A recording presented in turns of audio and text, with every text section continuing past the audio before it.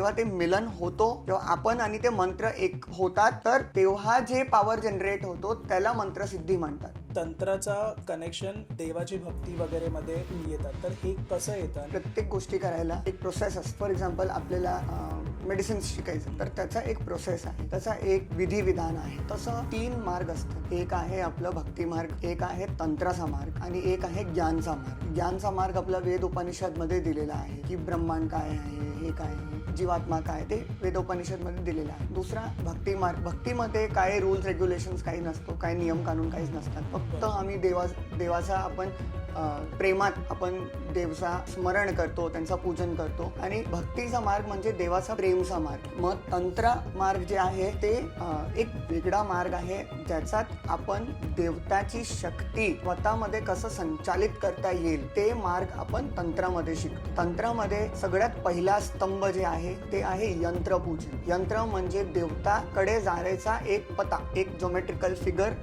जे देवताकडे आपल्याला घेऊन जाऊ शकतो. की यंत्राला आपण एक वोर्टेक्स सारखा बघतो, पॉवर हाऊस सारखा बघतो, जे आपली साधनाची शक्ती तो स्वतःमध्ये तो स्टोअर करत असतो. अच्छा.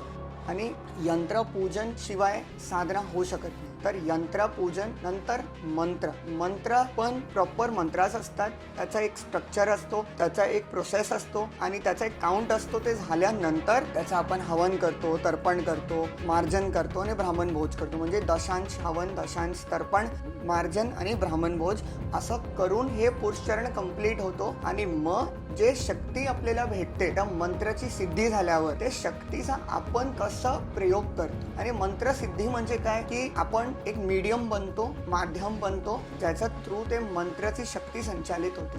म्हणजे आपलं आणि त्या मंत्राचं मिलन, त्याला मंत्रसिद्धी म्हणतात.